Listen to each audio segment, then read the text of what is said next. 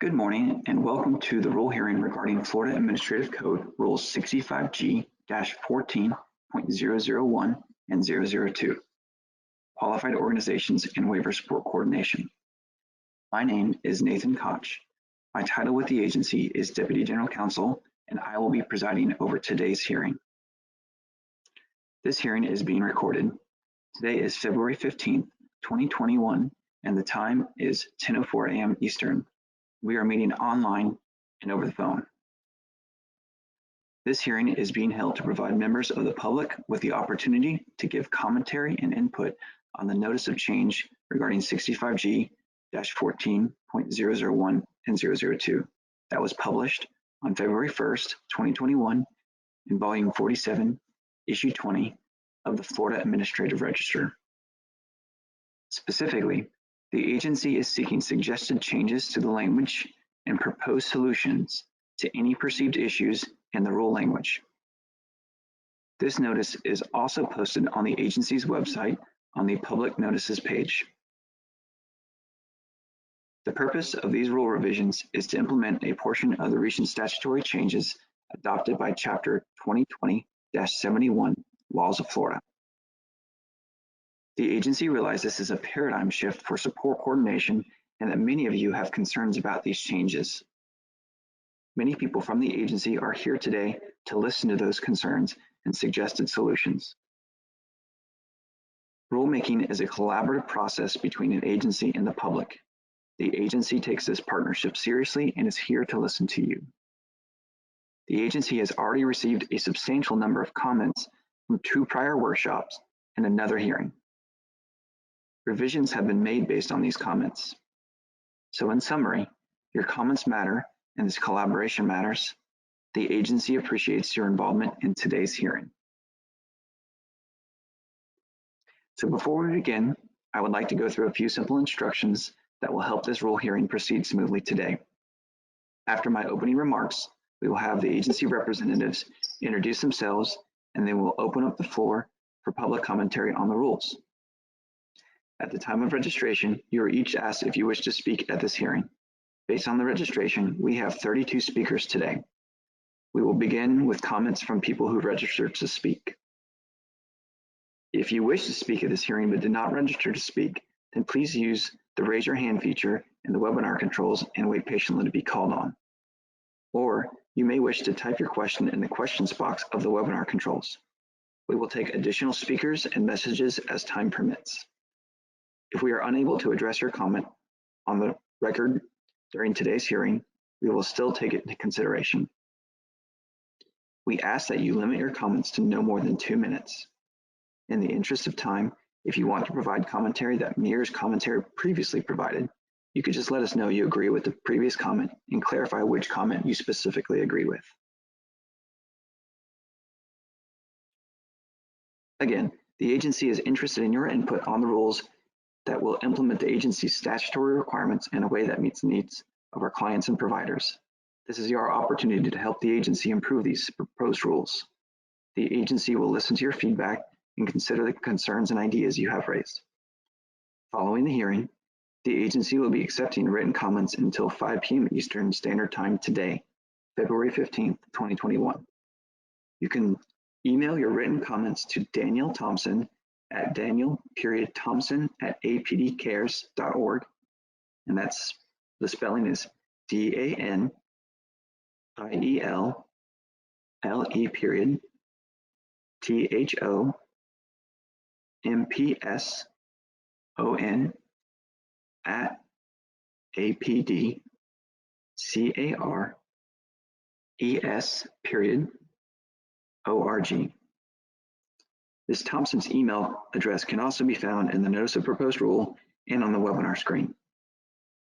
At this time, I'd like to have each agency representative introduce herself and provide their title for the record. And we can begin with Ms. Dahl. Good morning, Lynn Dahl, Chief of Provider Support. Thank you. Next, Ms. Galise.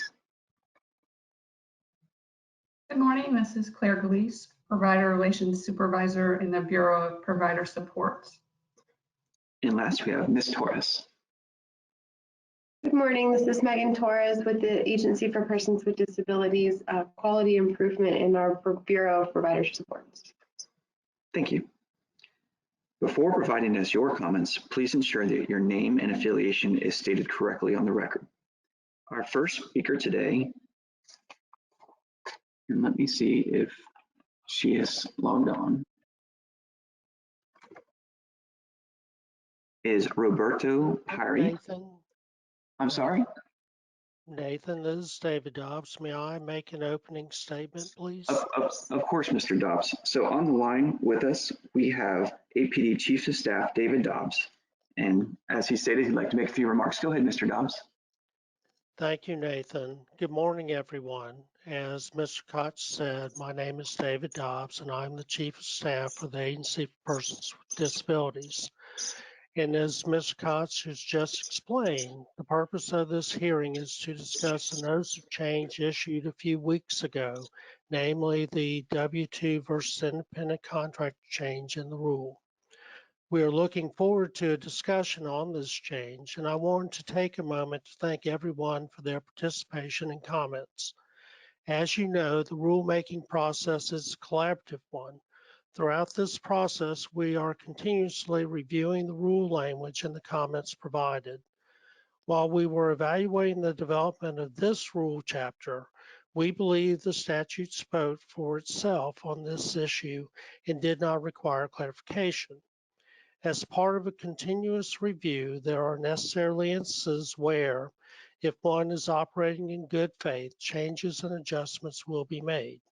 In the course of that review, we determined the rule needed to be better clarified to reflect more accurately what was being required by the underlying statute. While we understand some of you may disagree with this change, we are looking forward to hearing your feedback and any additional written comments you may have.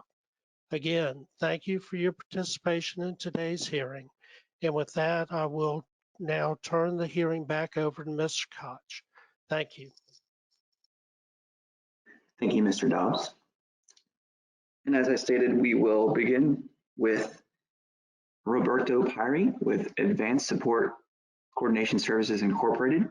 And after Mr. Pari, we will move to Ryan Chandler with Association of Support Coordination Agencies. So one moment, Mr. Pari, while I unmute your line.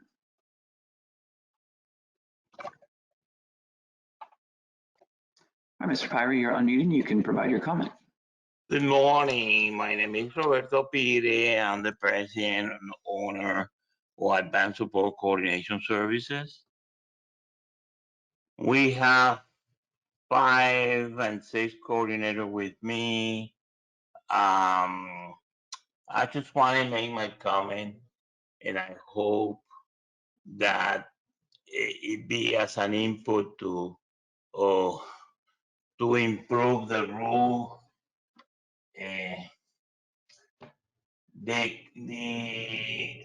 I searched in IRS accountants, and there's a clear definition from W-2 form setting and 1099 like contract setting. The contract, the 1099, when it's used, have no set of hours. They work independent, they work from their home, and they don't have set hours in the office. They come to the office 1 or 2 to drop the notes or the meetings, whatever. And the W-2 form setting is based on hours. For example, the person who works in the office gotta be a W-2 setting, okay? I just wonder what happens if we put all the support coordinators in W-2 form. They call at 2 o'clock in the morning, and with an emergency like someone is deceased, and they have to get up from bed, they have to write an incident report, send it to APD. How it's going to be covered? we're on call 24 hours, but if you do the, if we got the W-2 setting, we're gonna have to pay overtime to that person, okay? I just think that some rules are general and not very realistic. For example, I'm going to put an example, something in the Medicaid handbook that deal with physical therapy for adults. Okay, adult physical therapy over 21 years old, the $1,500 comes through Medicaid state plan. However, in reality, I call ACA, I call hospital, I call providers, and the only way an adult with physical therapy needs is going to be benefit if they're inpatient in a hospital. It's impossible our client to be inpatient in a hospital every time they're going to receive therapy. So the handbook says $1,500 comes through Medicaid state plan, but in reality, the client is suffering because we cannot benefit from the 1,500, lose some therapy on the road. So that's why there's fair hearings. That's why this medical necessity, the handbook, I honor the handbook, I follow the handbook, I respect the handbook, but certain things, like they're not reality. And I think that this is one of the topics that the hearing officer or the judge should consider in order to implement the qualified organizations. I agree with the qualified organization, but I disagree that all coordinator have to be a W-2 form. You know, there's no way you could put like federal revenue definition at a W-2 form when it's a 1099 set. I have made my comment, and I hope it's considered in the hearing on the further development of this rule. Thank you very much for the opportunity to let me express myself and let me express what I think. And like always, thank you very much. Thank you very much, Mr. Peary.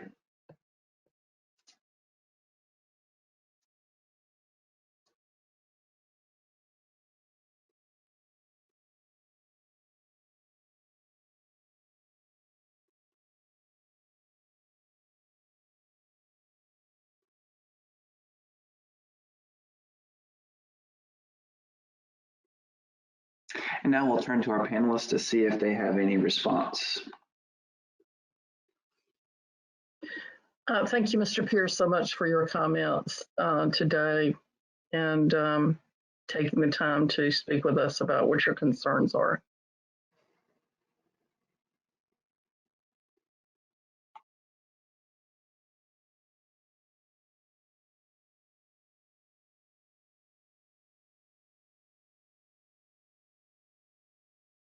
Okay, thank you, Ms. Lynn.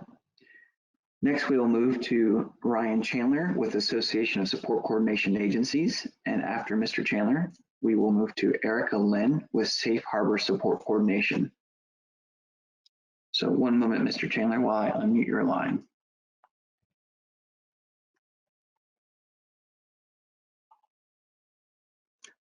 All right, Mr. Chandler, you are self-muted. If you would take yourself off mute, you can provide your comment.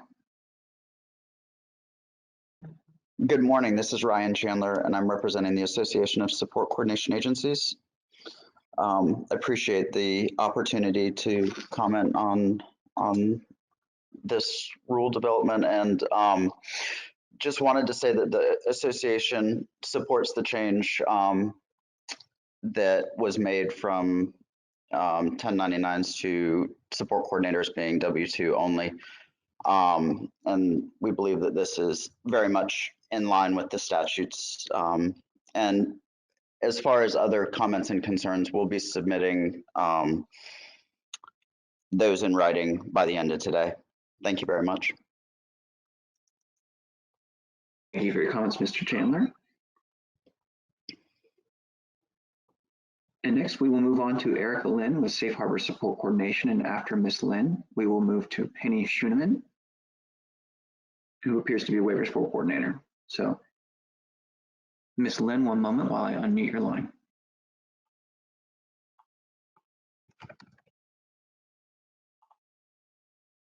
All right, Ms. Lynn, you are self-muted. If you take yourself off mute, you could provide your comment.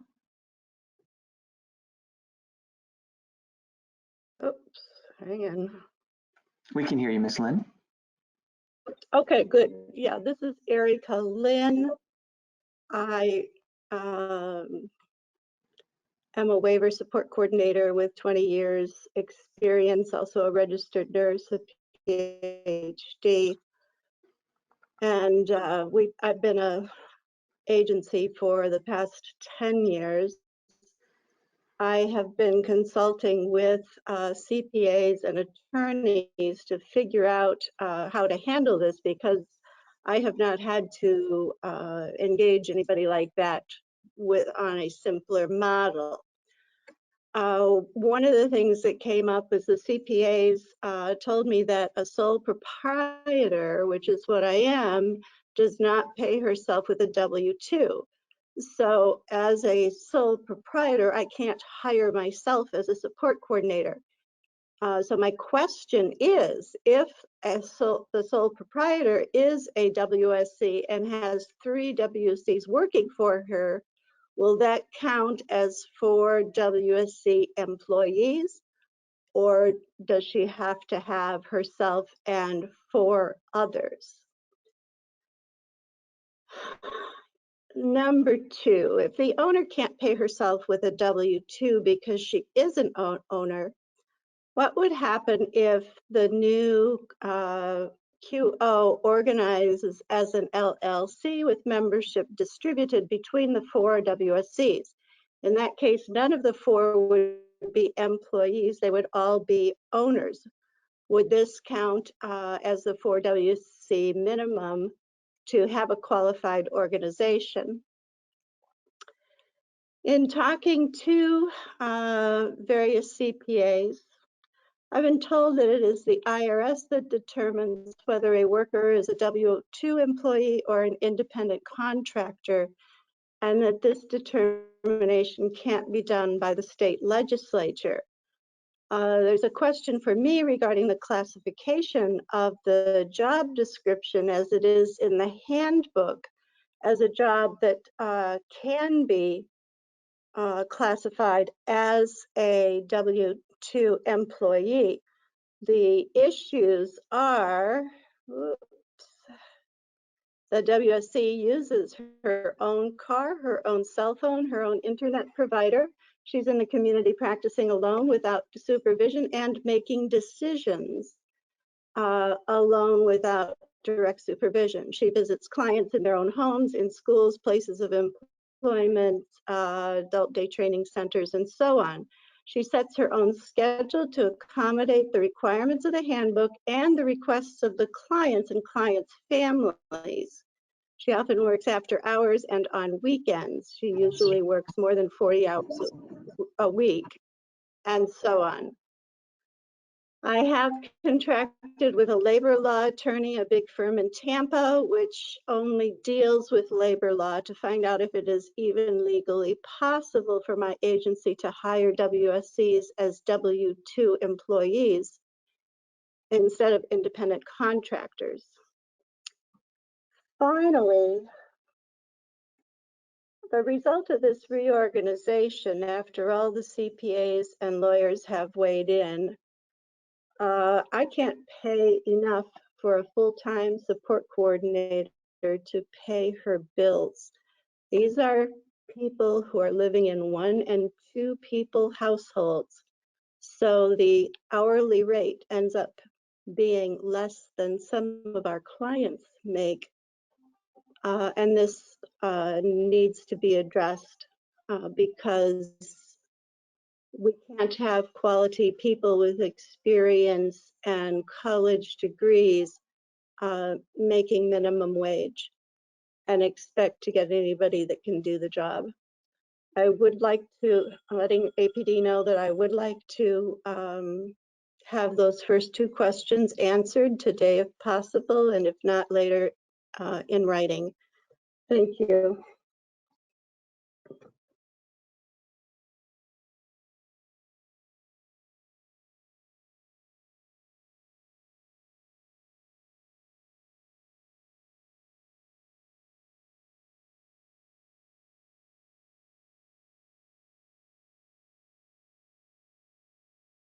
Thank you, Ms. Lim, for your comments. One of your questions, you had several, one of your questions was, would you, as the owner of the qualified organization, be able to count yourself as one of the 4 waiver support coordinators that are required for a qualified organization? And you could, once you're established as a qualified organization, you could pay yourself as an employee. You had referenced several conversations that you had with CPAs and labor attorneys, and we would very much like to get your written feedback and any references that gave specifically to the language that they believed does not allow you to pay these individuals as employees. The statute that this rule is pertaining to specifically does reference the requirement for employees. And so the intent of the hearing today is to provide that clarification so that we're consistent with what the statute says. But we very much appreciate your comments as always and look forward to your written comments as well.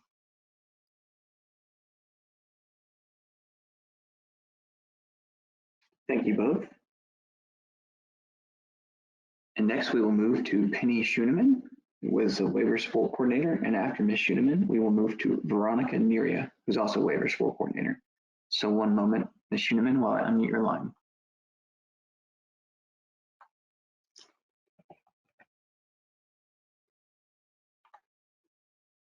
All right, Ms. Schuneman, you're unmuted.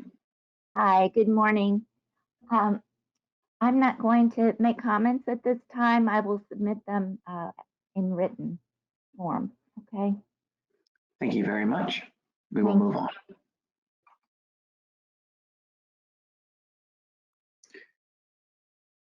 And again, our next speaker is Veronica Neria, who's a waiver support coordinator. And after Ms. Neria will be Laura Mahosky with Support Coordination Association of Florida. So one moment, Ms. Neria, while I unmute you.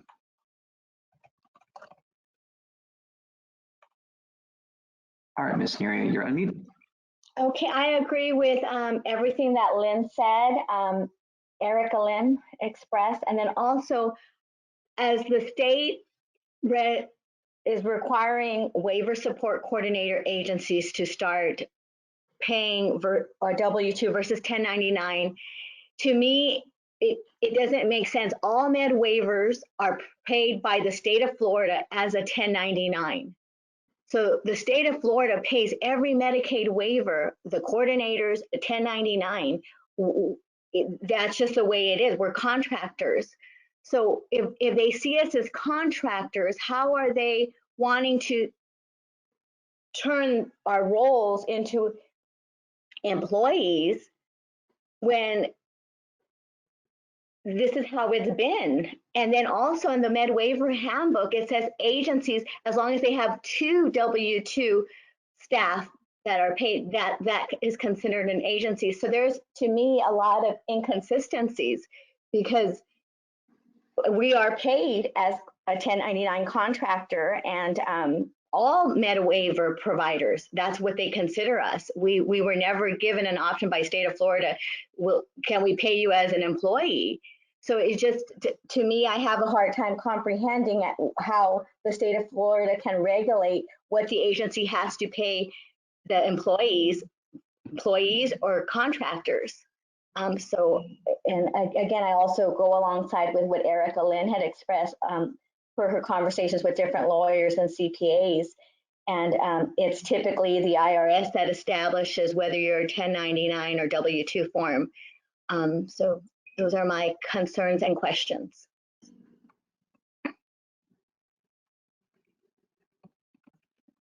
And I also plan on sending other comments via email as well.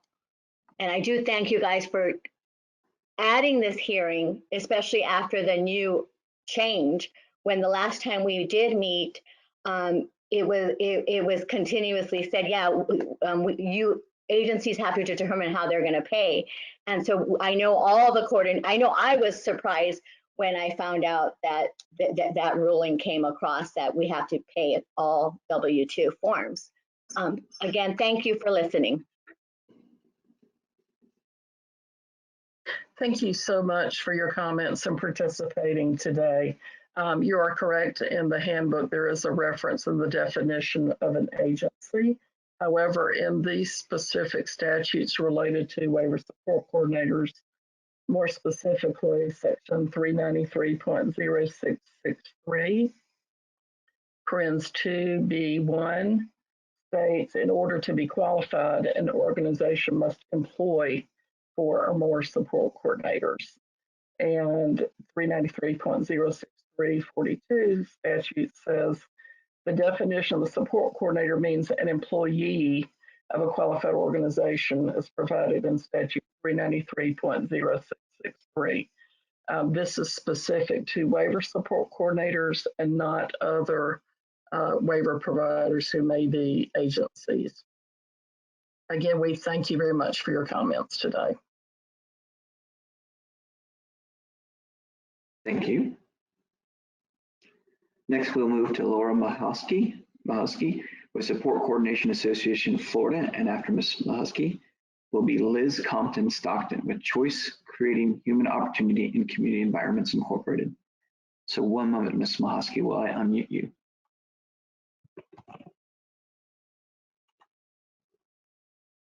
All right, Ms. Mahosky, you are self-muted. If you take yourself off mute, there you go. We should be able to hear you now.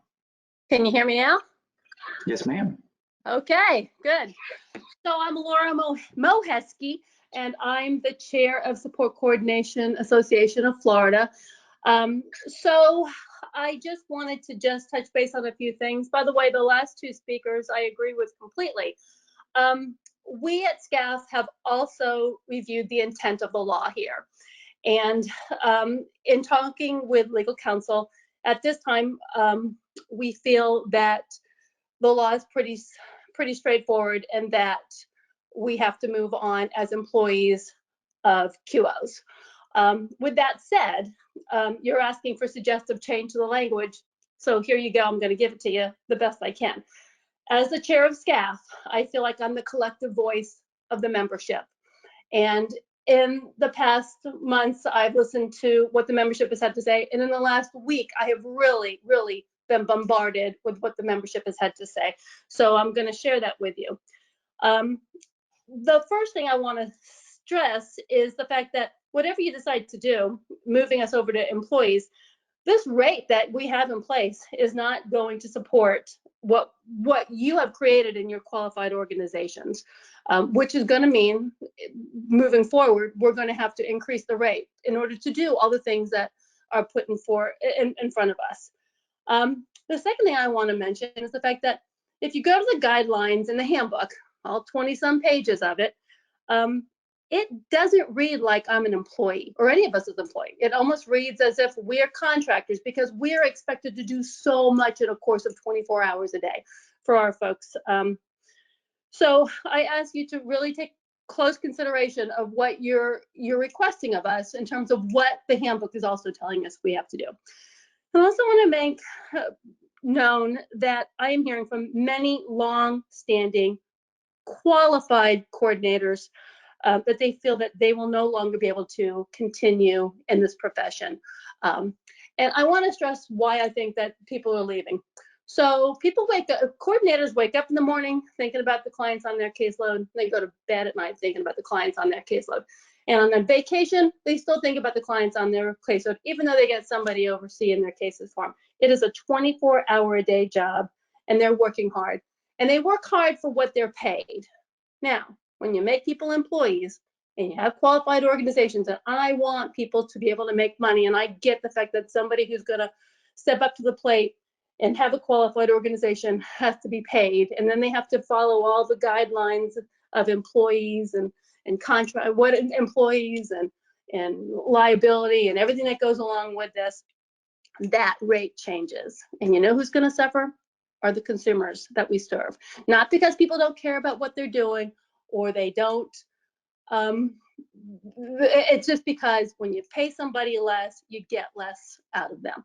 So that's really all I want to say. What I do want to say to anybody who's on this call who has spoken to somebody, an attorney, and has heard different information, they should call me, because I've only spoken to one very qualified attorney about the intent of the law and what can be done. But if somebody's got something else, call me, Laura Mohesky. I'm in Brevard County. Thanks a lot, Nathan. Thank you for your comments, Ms. Mohesky.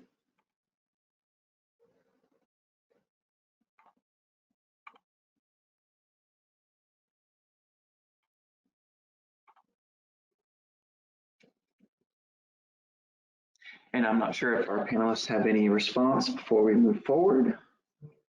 Thank you, Ms. Mohesky. I just wanted to thank you for your comments. And you had mentioned that you had spoken with an attorney. So if you want to provide us with that information or any references that he or she made in regards to this determination, that would be helpful. Thank you so much. Thank you. Now, I'll remind everyone that any comments need to be submitted by 5 p.m. today, and the agency will take that into consideration. So moving forward, we will touch base with Liz Compton Stockton with Choice Creating Human Opportunity and Community Environments Incorporated, and after Ms. Compton will be Pamela Shore. So one moment, Ms. Compton, while I unmute you.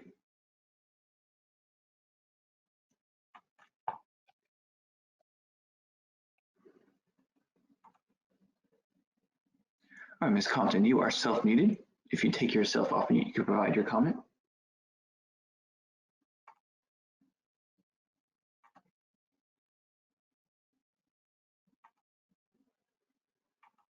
Hi, good morning. I'm going to go ahead and defer to my agency head. She's actually up next.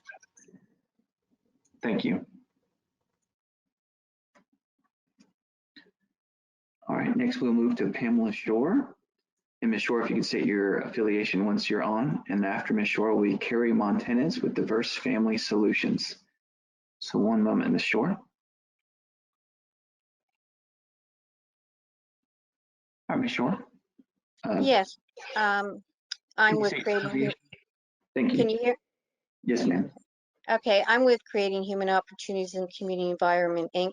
My question is about the contract that we signed. If you read the qualified organization med-waiver contract, G, independent status, it goes on that we're totally independent from APD, ACA, and the state of Florida. We're not authorized to do anything. And it says it's applicable to the organization's officers, agents, employees, or subcontractors. How are we signing a contract to set subcontractors and we're not?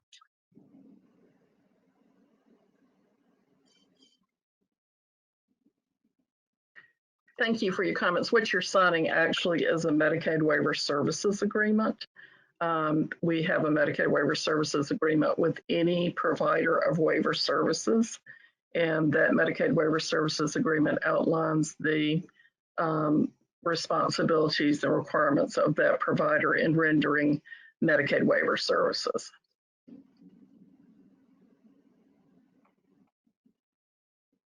Thank you. And next, we will move to Natalie Greaves with Nurturing Independence. And after Ms. Greaves will be Pamela Blake with Better Outcomes of Palm Beach Incorporated. So one moment, Ms. Greaves, while I unmute you.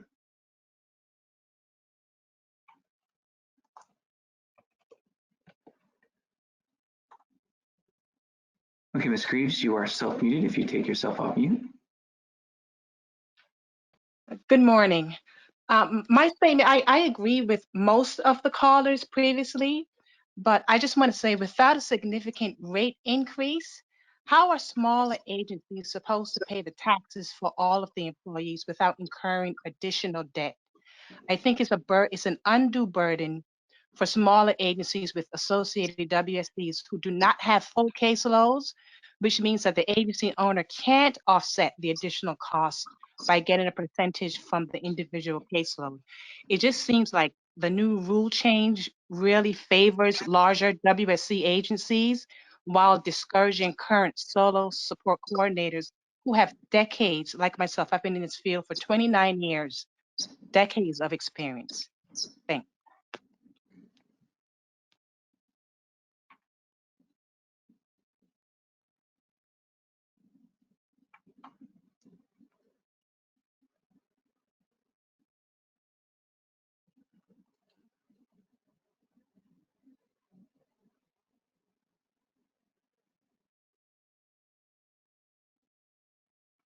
Thank you for your comment, Ms. Greaves. Next, we will move to Pamela Blake with Better Outcomes of Palm Beach Incorporated, and after Ms. Blake will be Lachelle Shields with Shields Support Services. So one moment, Ms. Blake, while I unmute you.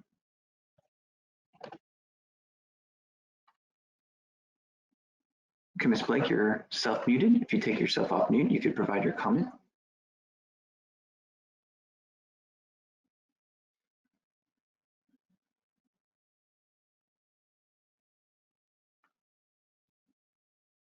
And again, Ms. Blake, you are self-muted. If you could take yourself off mute, you could provide your comment.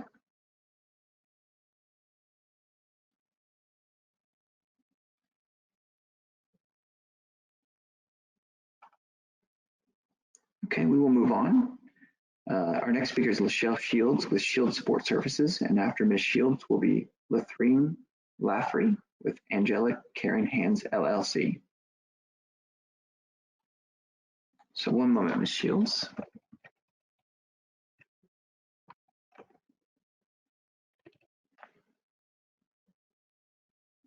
Looks like Ms. Shields has dropped off.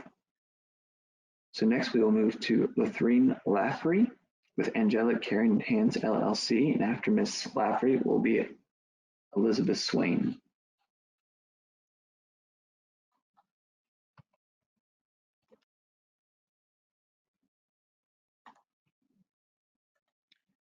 All right, Ms. Laffrey, you are self-muted. If you could take yourself off mute, you could provide your comment.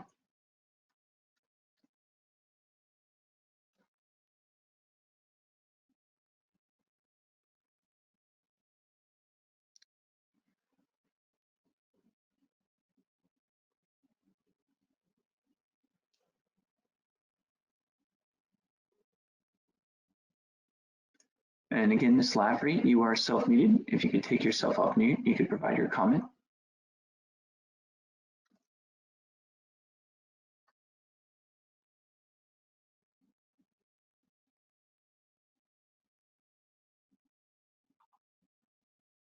Okay, we will move on. Again, next is Elizabeth Swain with Swain Activities Incorporated. And after Ms. Swain, we will move to Patty Rendon with the Columbus organization. One moment, Ms. Swain, while I unmute you. And Ms. Swain, you are self-muted. If you take yourself off mute, you can provide your comment.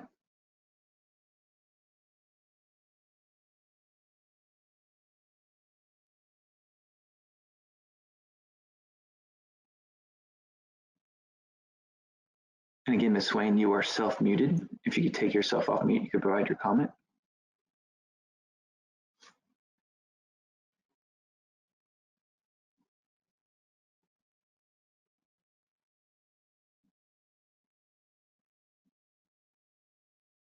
Okay, we will move on. Our next speaker is Patty Rendon with the Columbus organization, and after Ms. Rendon will be Carlos Froebell with Advanced Coordination Incorporated. So one moment while I unmute you, Ms. Rendon.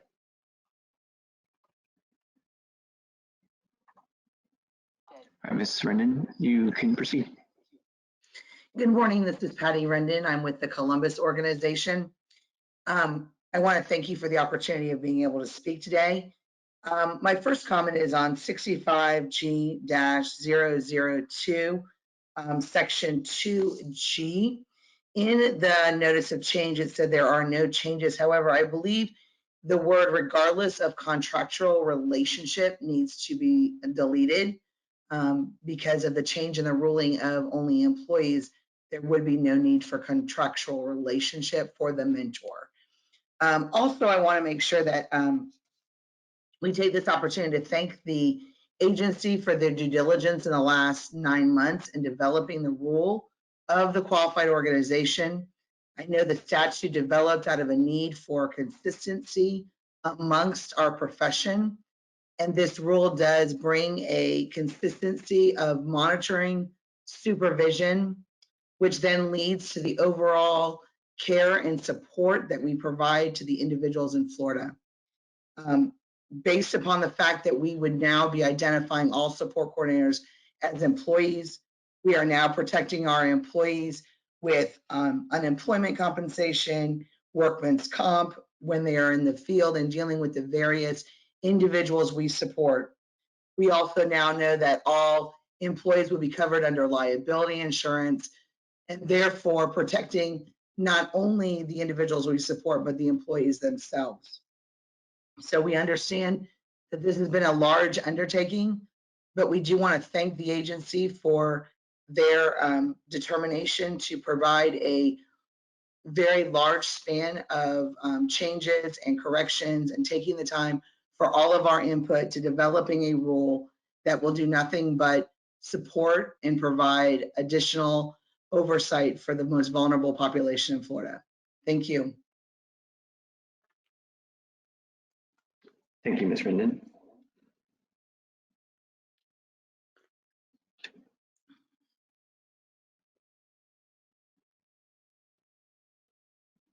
Okay, we can move on. Our next speaker is Janet Batet with Agora Support Coordination Services. And after Ms. Batet will be Carlos Froebell with Advanced Coordination Incorporated. So one moment, Ms. Batet, while I unmute your line.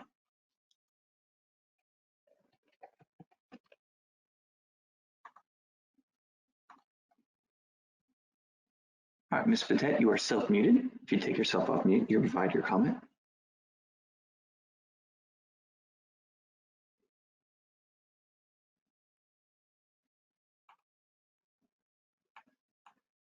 And again, Ms. Batet, you are self-muted. If you take yourself off mute, you can provide your comment.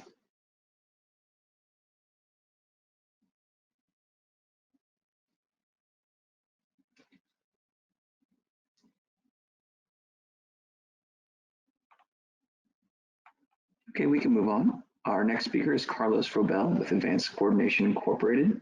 And after Ms. Froebell will be Deidre DeZamba, who's a Waiver Support Coordinator. So one moment, Mr. Froebell.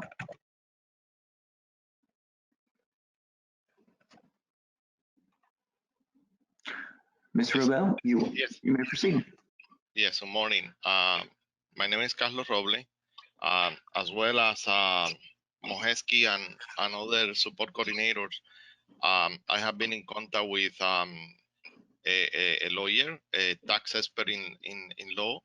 I know that this is one of the contradictions between the state and the federal and the federal rules, but there is a lot of contradiction also.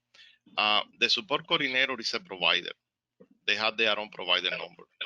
They are, even if they're gonna a group in a main group of 4, they continue being everyone a provider with a provider number. We get paid by monthly rate. We don't get paid by hours. And there is a lot of contradiction in APD in services in general. One of the other services that can be a W-2, you don't require a W-2. And the support coordinator is one of the services that by any federal law, it can be considered a W-2. It's a 1099.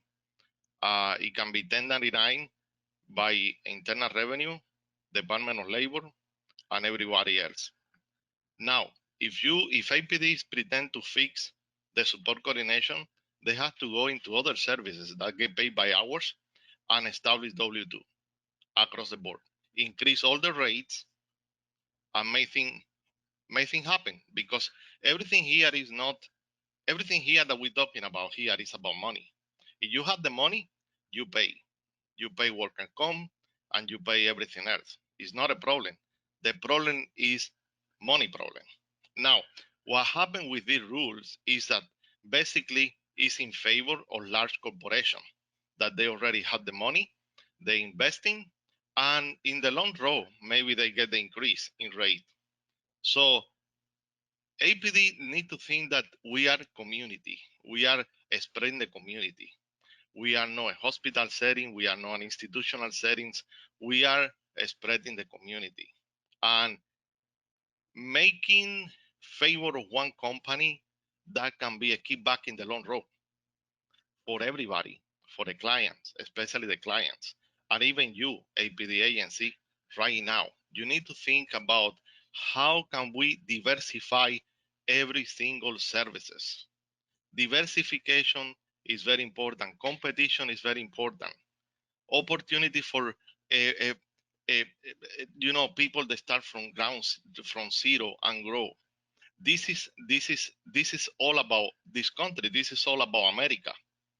We have to stop giving privilege to big company to take over entire states in any field.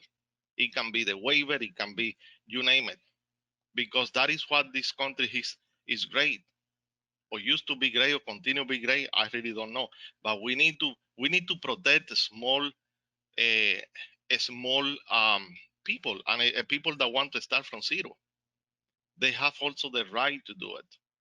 But if you pay $148.69, basically you are telling them, now it's gonna be tough for you.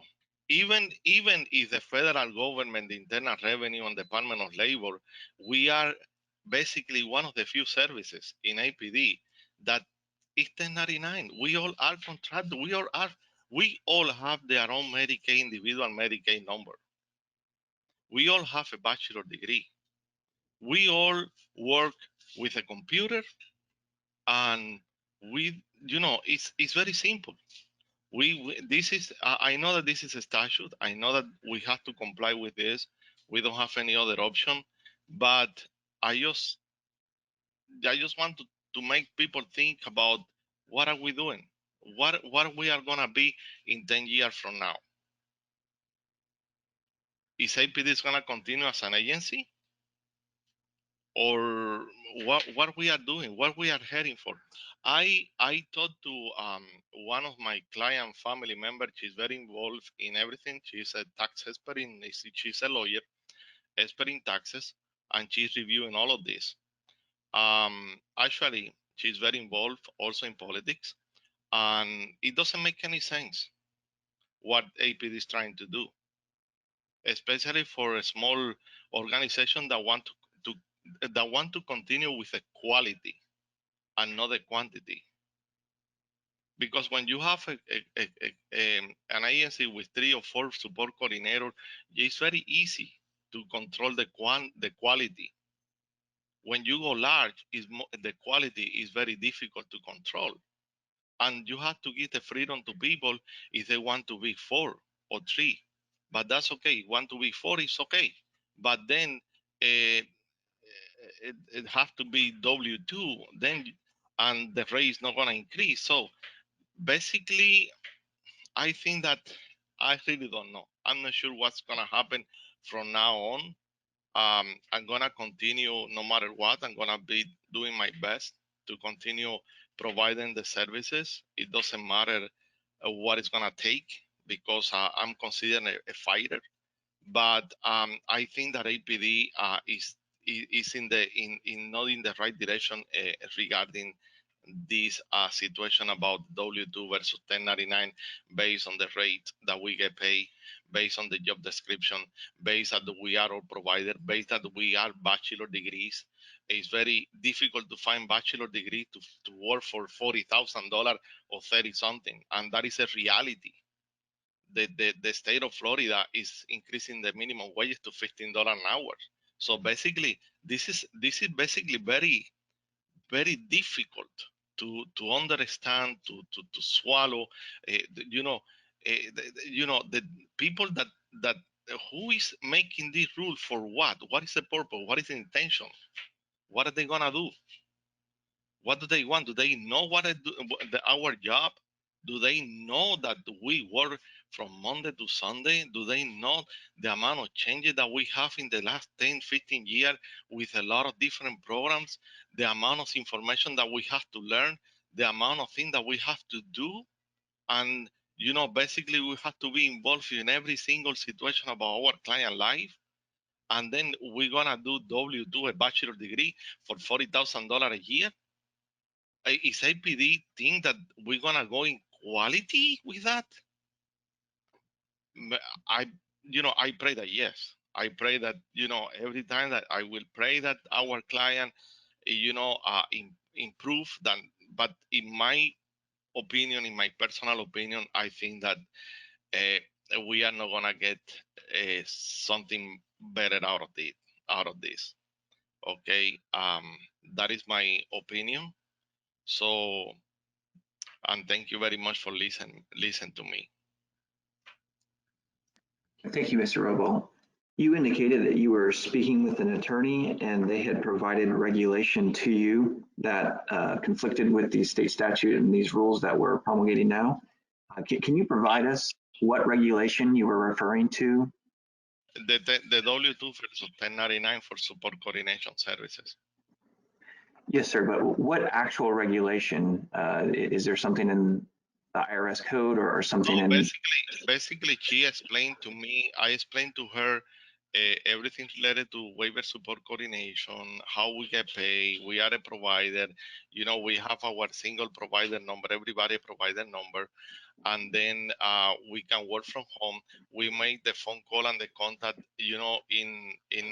that we don't have a schedule, we don't have work schedule. We made the minimum requirement every monthly. And so basically, she said that, basically she said that APD is macro management and make a rule that is not, it has nothing to do with internal revenue or Department of Labor. Basically, well, it's not APD, the legislation. So basically, she told me that in general. She gave me like maybe 45 minutes, 50 minutes, and she's a sister of one of my clients. So, and I just asked her opinion, and so if you want something in writing for her or something, I can talk to her if she want to participate or she want to be active. That is another, because she's very concerned. She's very concerned about her sister. She's very concerned about what is going to happen to this program. And she's very involved. I can ask her if she wants to be in contact with you. I don't have any problem with that. Yes, Mr. Froebell, we would encourage anyone who has any type of issues or solutions for the agency's rulemaking to come forward with that. If you would please reach out to her, get that citation that specifically is in conflict and provide that to us, we would greatly appreciate that.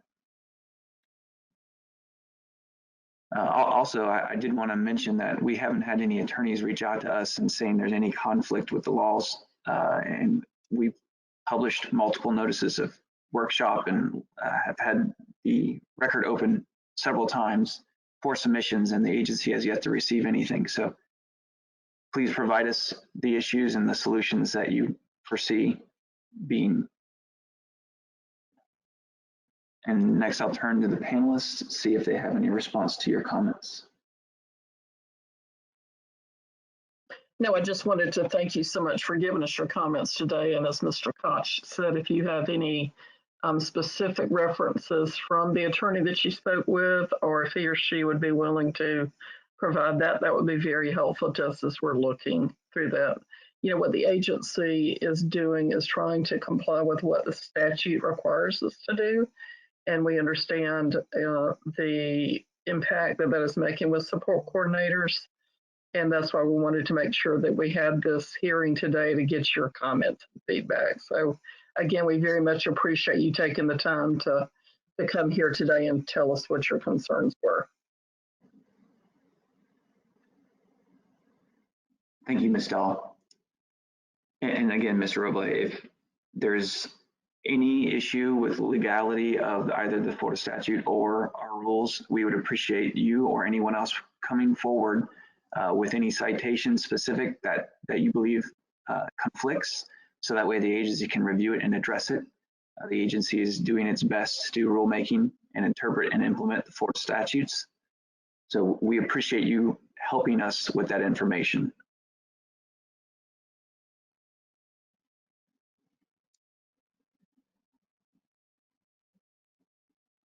Okay, again, thank you, Mr. Roble. We can move on. Our next speaker is Deidre DeZamba, who's a waiver support coordinator, and after Ms. DeZamba will be Diana Schwartzman with DMS support coordination.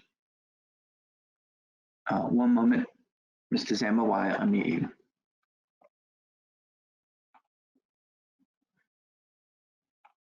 All right, Ms. DeZamba, you're self-muted. If you take yourself off mute, you can provide your comment. Okay, I think I unmuted. Can you hear me now? Yes, ma'am, you may proceed. Oh, okay, great, thank you. Good morning. A lot of what I had to say was sort of touched on earlier today. I do want to confirm that APD will continue to 1099 the qualified organizations. Is that accurate?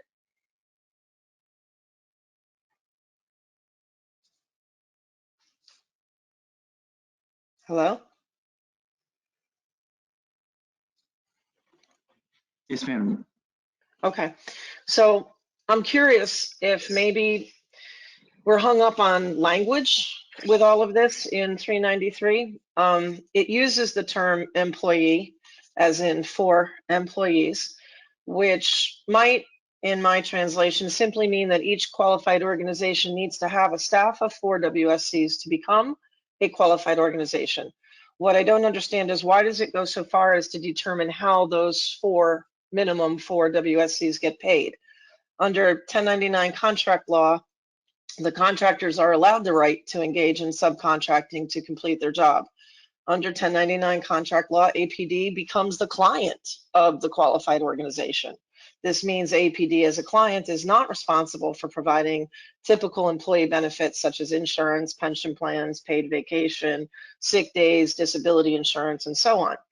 So if APD is mandating W-2 employees off of the 1099 contracted agencies, then APD is going to have to consider a rate increase to cover these expenses based on their very own mandate.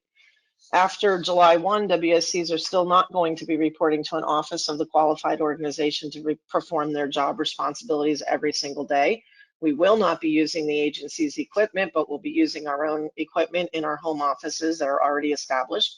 And we will be working when and where we need to. How is that not the definition of a 1099 contract employee? It perfectly well defines 1099, and it always has. So my question is, why is it an issue for APD as to how the WSCs get paid? That seems to be a decision that should be made by the owners of the qualified organization. APD has 1099'd us for the 20 years that I've been in WSC, and they'll continue to be doing it with the qualified organization. So if 393 statute mandates, quote, employees, how can APD still 1099 them yet write a new law into effect that reaches beyond the boundaries of a 1099 contract law? I had a conversation with an APD staff member on Friday, and I was asked some questions about the impact. And the impact is that existing WSCs are going to face a 30% reduction in income based on W-2 and tax deductions.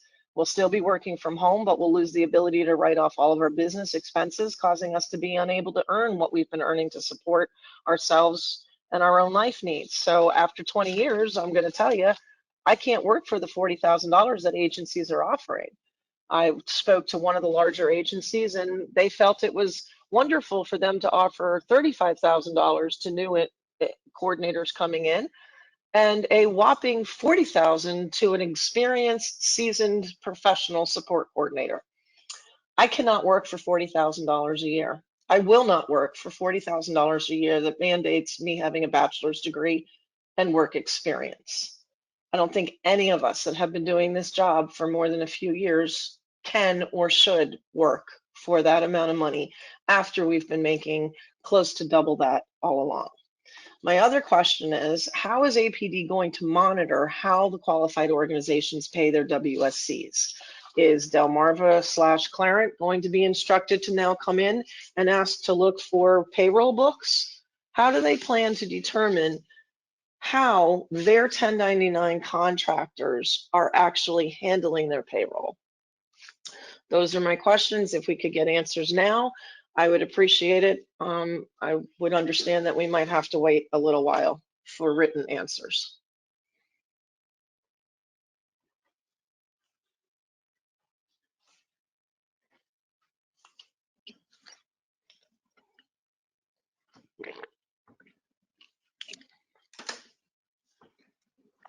This is. Go ahead, Ms. Dahl. Yes, I was just going to say that one of the comments made, and first of all, thank you so much for your very thoughtful comments, was the need for a rate increase to support coordinators, and APD does not do rate increases for providers. Okay, if I'm just going to interject that if I'm sorry, Ms. Dahl, go ahead and speak. Mr. Zimmo, I'll give you an opportunity after Ms. Dahl's done. And again, the reference to the employees is we're taking the language specifically referenced in the statute that uses the reference to employees.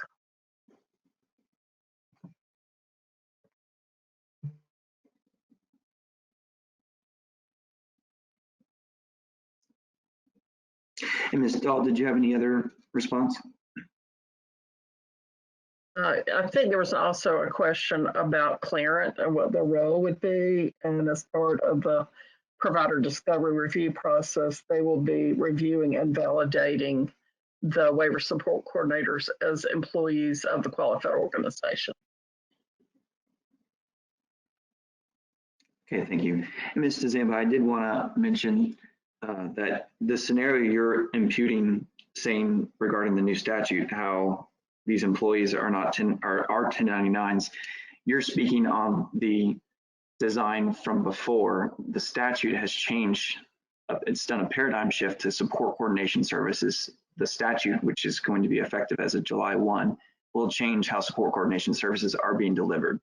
So how support coordination used to be delivered is basically going away, and a new statutory scheme will be in effect July 1. So I just did want to indicate that the statute has changed. And Mr. Zamba, one moment, I can unmute you, and I think you had a follow-up question. I do, thank you. I get that you're changing the statute, but the statute doesn't change 1099 contract law, and there's a definitive conflict there. Your statute says you're going to control how somebody you're contracting with, you're their client. You're becoming the client of the qualified organization. You're going to try to tell your client how to do business because someone wrote a new statute.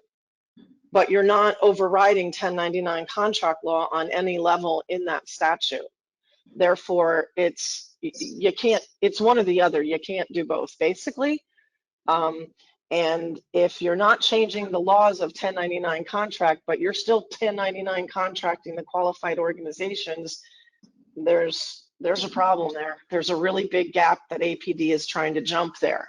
And if APD is not going to compensate our already incredibly low rate for these agencies that now have to absorb monumental running expenses, overhead that they've never faced before, how do you plan to get us to bridge this gap on a lousy $148.69 a month?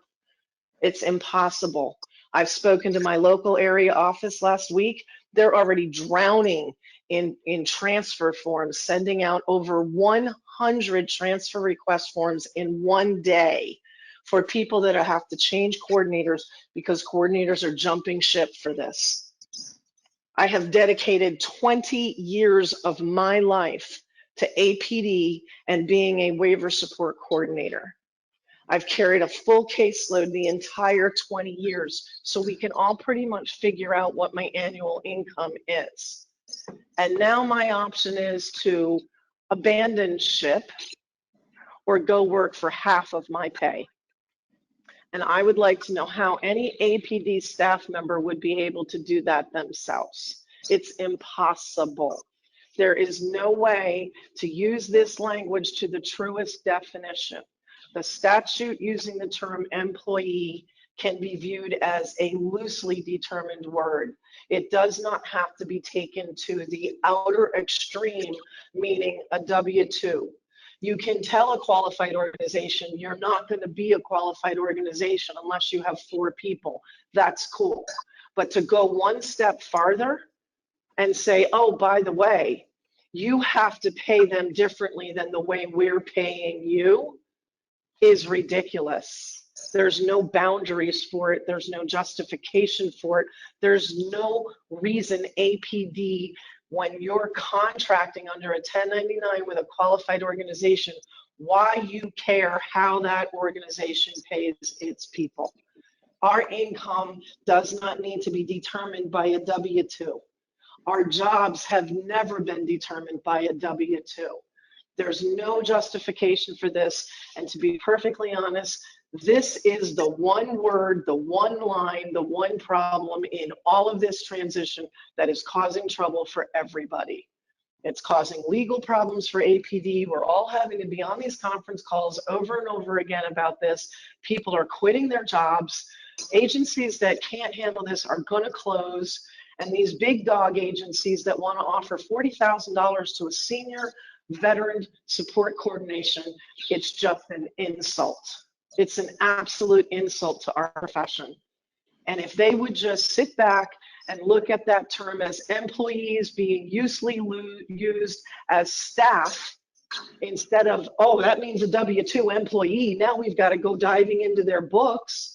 I'm sorry, but when you 1099 contract with somebody, you're not going to legally be able to send Clarence in there and say, well, now I've got to look at your payroll. Let's get your accountant on the phone. Let's verify that everybody was W-2'd.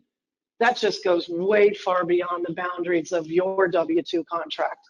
I mean, your 1099 contract with the qualified organizations. And I don't really think legally there's going to be any way that you guys can manage getting, honestly, and I'm not being rude here, but getting away with doing that. Clarence is not there to monitor payroll. It's not under a 1099 contract. It's not APD or the statute's place to tell a contract agency, hang on, how to pay their staff. Ms. Emma, and we hear you. We really appreciate your comments. You brought a lot of forward thinking. Yeah, 421 people so far liked what I've just said. Ms. Emma, you're going on to repeat yourself multiple times. We've understood and heard you. And let's see if we have any response from Ms. Dahl.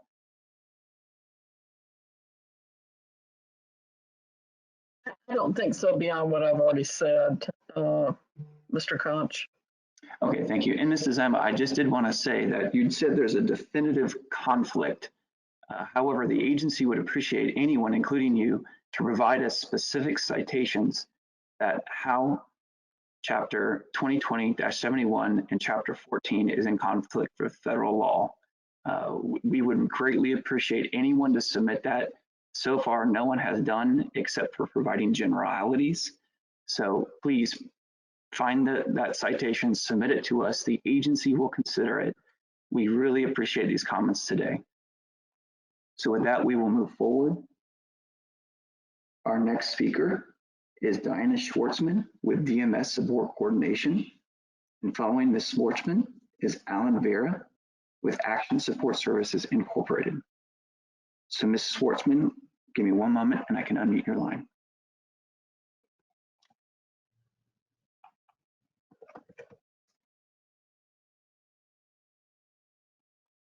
All right, Ms. Schwartzman, you are self-muted. If you could take yourself off mute and you can provide your comment.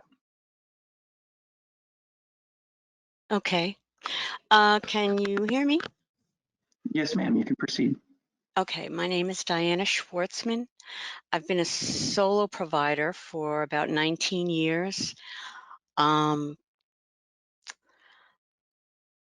really enjoy this job, but with this new change in our status.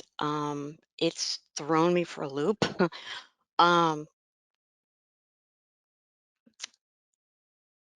I guess the biggest thing is I actually, the biggest thing are the deductions, the tax deductions that we'll lose, because we have, this cost of living increases every year.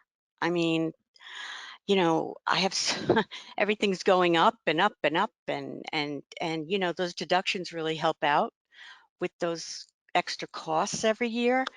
I'm able to put away for retirement with that money. I'm also, paying exorbitant healthcare costs for myself that I deduct because I have a program for only people that are 1099. So I write off like $25,000 a year in healthcare costs with medications and stuff that I have to take. So this is going to be a giant blowback for me, really big. And I just feel like putting in all the hours that we put in really would bring us down to below minimum wage or minimum wage. And I can't see doing this. I just can't see being able to continue and being happy in my job like I've always been for 19 years. I love working with the clients, but I just think this is really going to hurt people financially, So thank you for letting me speak my opinion, because I've really wanted to just get this off my chest. But thank you for letting me speak, and that's pretty much it for me.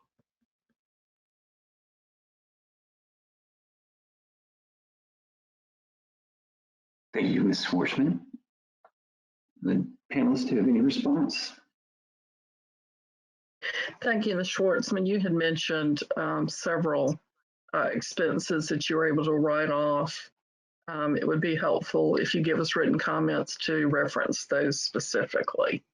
And again, we really appreciate you taking the time to talk with us today and give us your feedback. Thank you, Ms. Dahl. Next, we'll move to Alan Vera with Action Support Services Incorporated. After Mr. Vera will be Jacqueline Ricks, who's a waiver support coordinator. One moment, Mr. Vera, while I unmute you.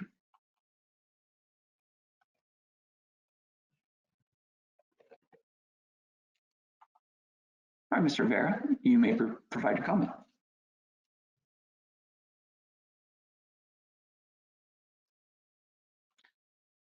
Mr. Vera, you are unmuted. We should be able to hear you if you provide your comment.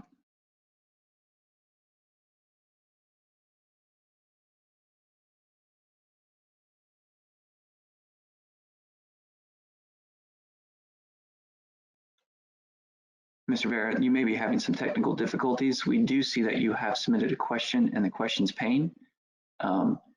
We can go ahead and move forward and address your questions there.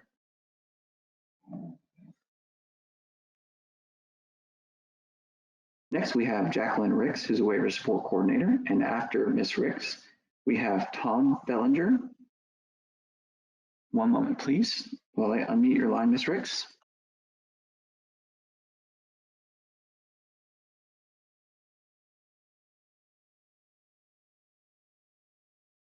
Ms. Ricks, you are self-muted. If you take yourself off mute, you can provide your comment. Oh, I've been told that Ms. Ricks' comments were covered, so we can move forward.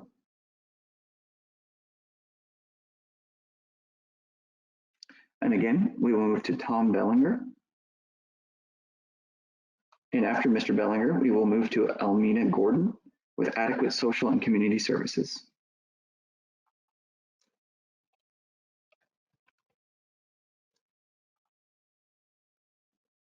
And Mr. Bellinger, you are self-muted. If you could take yourself off mute, you can provide your comment. Hi, can you hear me? Yes, ma'am. You may proceed. Yes, hi. My name is Diane Bellinger, and my husband Tom Bellinger is a waiver support coordinator. He had to take a phone call from a client. I am his office administrator, and I have I'm in the clearinghouse, so I'm able to help him with his job. And he would have loved to be able to speak, but I will take the opportunity to speak for him. And I too am grateful to APD for trying their hardest to comply with this statute. I think what we're all hearing today is what are commonly referred to as unintended consequences that are happening, that will be happening because of the implementation. And I have agreed with most of the people that have spoken, and it's not a crass subject to bring up, but we all have to make a living. You guys do, we do, and we all want to give our clients the best services. So I do think I agreed with the eloquent lady that spoke that employee can be a more loosely thought of term. And I did agree, I'm not a lawyer, but if you are contracting with someone who's a 1099 agency, I don't believe legally you can tell them how they can run their agency. That is one of the benefits of being a 1099. And I appreciate the opportunity to speak, and I appreciate all the efforts that you guys have obviously going through to follow the letter of the law. But I think the intent is being lost, and I think the unintended consequences will be a detriment to the population that we serve. And I thank you for listening to me. Thanks so much. And thank you, Diana. And I did want to ask, you indicated that you don't believe state statute can tell an agency how to run their business. I'm curious if you had any citation or case law. Well, just from knowing what a 1099 is and reading what the IRS describes it as, if you're contracted with an agency that is a 1099, you can't tell them how to run their business legally. And I've spoken to a few friends who are lawyers that seem to understand that. So there seems to be a general consensus, not just what I'm saying, but what everybody else has been saying about what 1099 law really is. And I know you're a lawyer, so you probably know more about that than I do. So it's like, and also, I don't think that you guys really want to massively lose support coordinators. I don't think that is your, agenda, a hidden agenda or anything like that. And I know that other lady said that, I don't know if it was 140 or 200-ish people have already said, I won't be able to do this. So I would seriously consider this new wrinkle about the W-2 thing. Respectfully ask you to really think hard about that and what the effect is going to have, not only on support coordinators and their ability to make a living, and I mean this in the nicest possible way. Maybe that's not of interest to you, but we have to all be interested in the population that we're serving and how best to get them, what they need. And I know there's been, talk about some support coordinators who perhaps haven't done their best, or, have to have a little more guidance. And, I get that. And I assume that that's Clarence's role. I mean, I can proudly say that my husband, Tom, received 100 on his Clarence review. So I don't think he needs too much watching or whatever.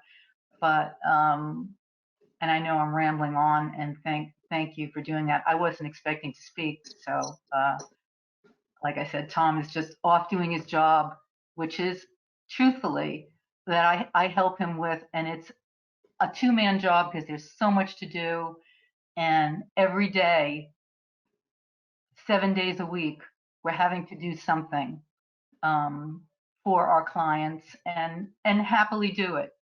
But you know, taking a 30% pay cut is a bit much to have to consider.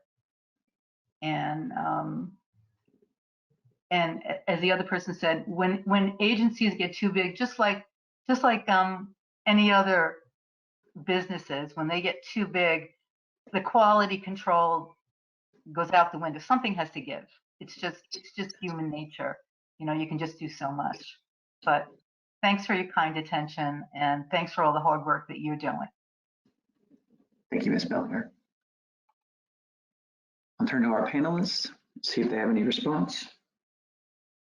No, I just wanted to echo Mr. Akash's thanks. I'm sure your husband would feel like you did an amazing job in articulating what your particular concerns are with this clarification in the rule language related to the 1099 versus employees. And thank you for understanding that it is absolutely not the agency's intent to try to remove support coordinators who have had a long-standing relationship with the clients they serve. We do appreciate all the work that you do in serving the individuals that we mutually serve. So thank you so much for your comments.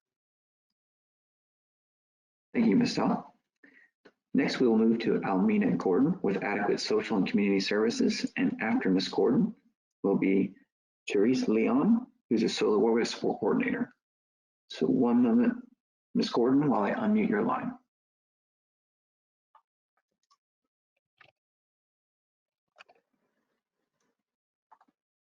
Okay, Ms. Gordon, we should be able to hear you now. Hello, hi, my name is Almina Gordon. I am a support coordinator with the agency Adequate Social and Community Services, and I'm also the owner of Adequate Social and Community Services. I must say that I do agree with, I believe her last name was Laura Mohiski. I do agree with, I believe his name was Mr. Blake. I definitely agree with, I believe her name was Miss Emma, and then the previous person that just made a comment. I do have 3 items that I would like to speak about today. And the first item is Section 5, Florida Statute 393.0663, paragraph number 6. It states, prohibit dual employment of a support coordinator if the dual employment adversely impacts the support coordinator's availability to clients. Generally, the agency approves or denies this request. For 3 reasons, this decision should be evaluated by the qualified organization and not the agency. The first reason is that this does not offer qualified organizations any flexibility of hiring a part-time worker versus a full-time worker, especially since all must be employees.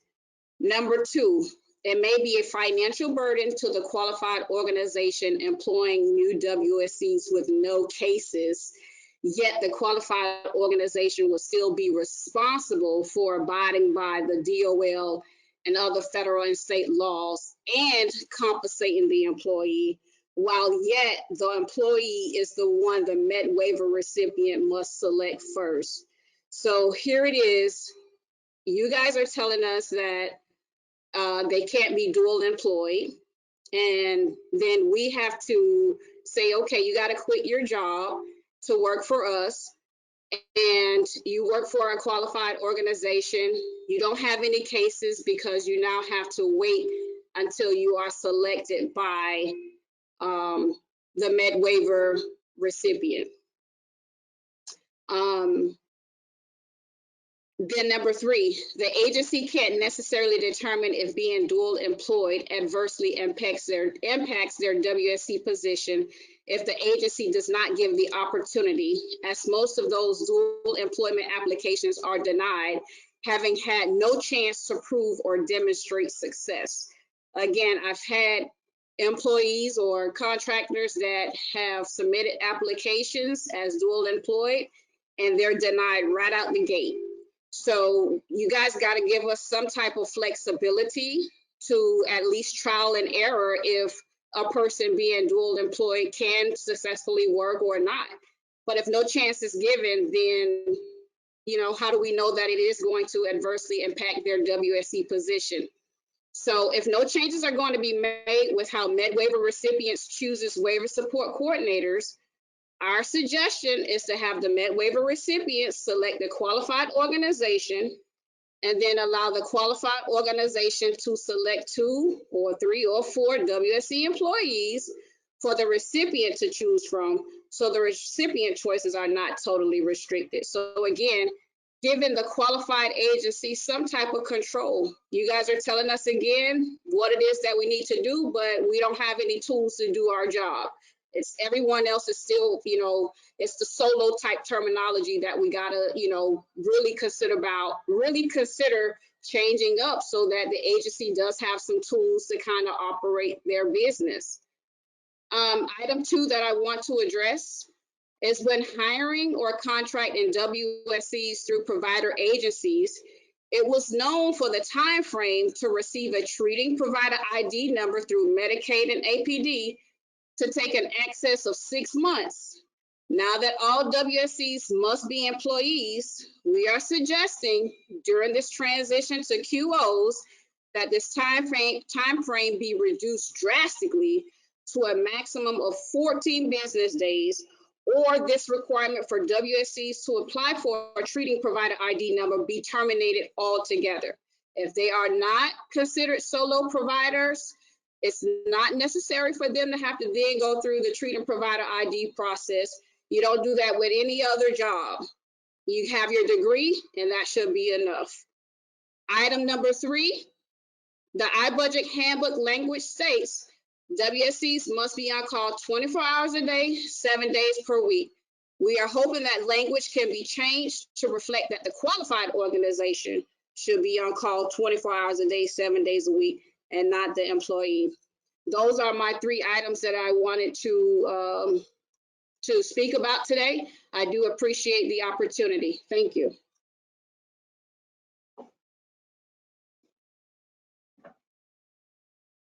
Thank you so much for your comments. You had made some references to the dual employment, and I did want to provide some clarification. It does require that if the qualified organization is hiring support coordinators or dually employed, that the dual employment plan is sent to the agency with the qualified organization application. The expectation is that looking at that dual employment plan from that support coordinator, that the qualified organization would articulate how, if that person is dually employed, how the client services could be delivered during the time when the support coordinator is working their other job, if it's a conflict with regular working hours for the support coordinator. Again, that's something that we would expect to see and what we would be reviewing. Those dual employment plans, by the way, are all being centralized and reviewed at the state office and not in the regional office.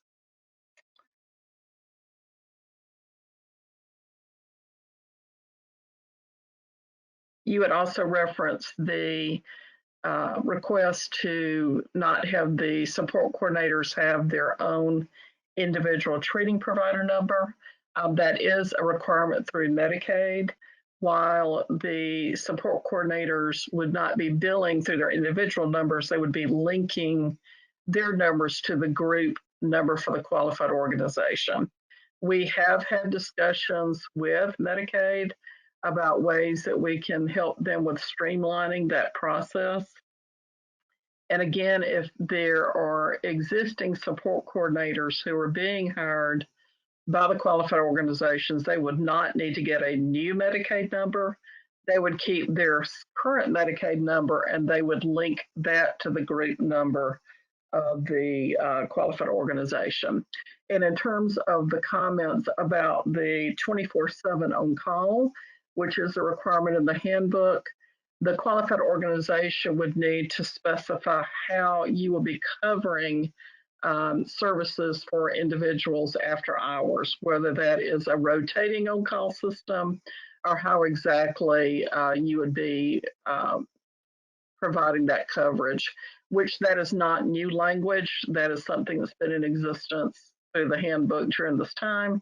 And we've had quite a few support coordination agencies that have been in existence during this time who also have worked away as an agency to cover those after hours calls so that they're not going to each individual support coordinator. But again, that is a business decision for the qualified organization. So again, thank you so much for your thoughtful comments today. We really appreciate the feedback that you've given us.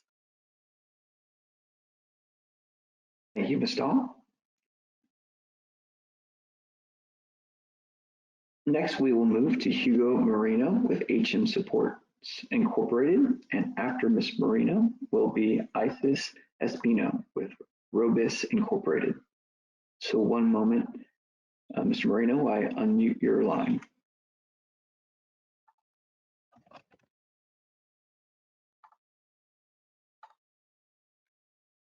Hugo Marino, you are self-muted. If you could take yourself off mute, you could provide your comment.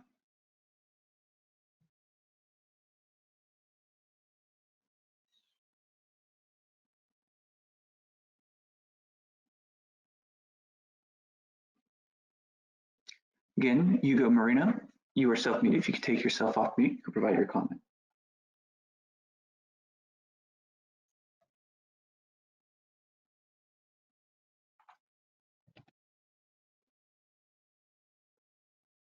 Okay, we'll move on. And we'll move past Isis Espino. Isis never came on the phone. So next we will move to Jennifer Harris with Harris Support Services Incorporated. And after Ms. Harris, we will move to Regina Pageant, who's with Support Unlimited Incorporated. So one moment, Ms. Harris, while I unmute your line. All right, Ms. Harris, you are self-muted. There you go. You may proceed. Good morning, everyone. Thanks for giving us the opportunity to speak today. As a small business owner, I wish to thank APD for giving us the opportunity to have a seat at the table.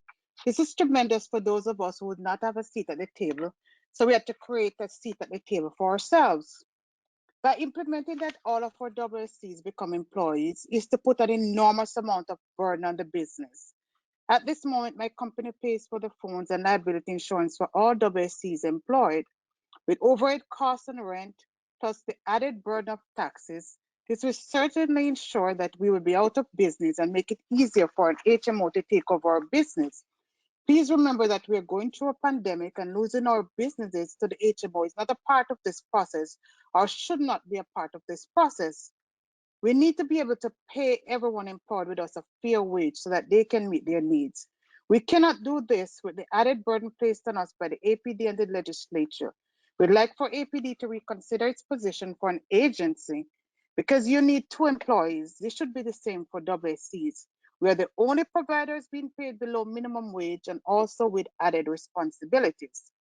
How can we expect a WSC earning $40,000 per year to agree to work below $24,000 per year? This is not fair to them at all. WSCs who are 1099 have the autonomy to work independently, set their own hours, but basically they're able to serve the needs of their individuals. If they're employees and are set up to work as an employee, the employer would be at risk for being sued if they do not pay overtime if the WSC as an employee works over the 40 hours per week. I spoke with a state legislator, and she's interested to find out how is it that the language is being changed by APD. And she'd also like to have feedback from those small businesses who are affected by what APD and the legislature is doing. So I'm going to ask for APD to look more at the quality of the individuals that they want to employ. We have individuals who work 24 hours a day, 7 days a week, who care for the needs of the individuals. As small businesses, we cannot afford to pay. You have to pay FICA, the taxes, the workman's comp. You know, this is not fair to any of us. So again, we have to look at the handbook, as so many of my colleagues have eloquently put it, and see that, you know, are we reinventing the wheel? Why is it that we are being so burdened? We have group homes who have 7, 8 different group homes who are going through agencies to hire people so that they do not have to pay the taxes. Why is it that APD is implementing rules that are putting pressure on small agencies and putting them out of business just to have HMOs take over? And thank you so much. Have a wonderful day. Thank you, Ms. Harris.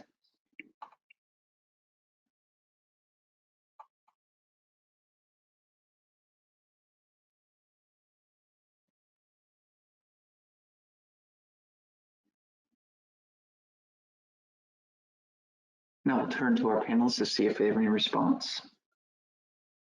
I want to thank you for your comments that you gave us today. You could you provide some clarification as to what part of the state you're rendering services to?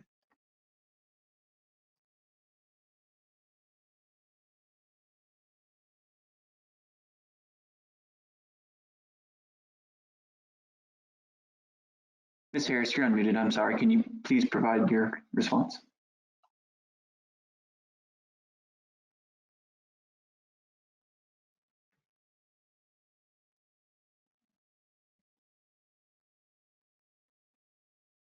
Then please. I'm sorry, Ms. Harris. I don't think we heard you. We operate in the Southeast region. Thank you. Thank you so much.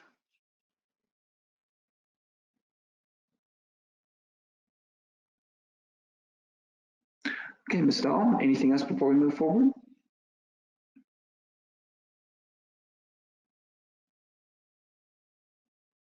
I didn't have any more comments. Okay, thank you. Our next speaker and our last of our pre-registered is Regina Pageant with Support Unlimited Incorporated. So Ms. Pageant, one moment while I mute your line. And Ms. Pageant, you are self-muted. If you take yourself off mute, you can provide your comment. Hello, can you hear me? Yes, ma'am. And I will say your microphone is a little over loud. So if you could back away from the mic, we might be able to hear you better. Okay. Okay, is that better? A little better. You might want to back up just a little more and it might help out a little more. Okay. Go ahead. Good morning, everyone. I thank you for allowing all of us to give. I'm sorry, it's coming in really, it sounds like it's overblown. Okay, I'll just give my comments in writing. Okay. You said you'd submit your comments in writing, is that correct? Yeah, I'll give my comments in writing. Okay, thank you. Yeah, it's very difficult to hear you, I'm sorry.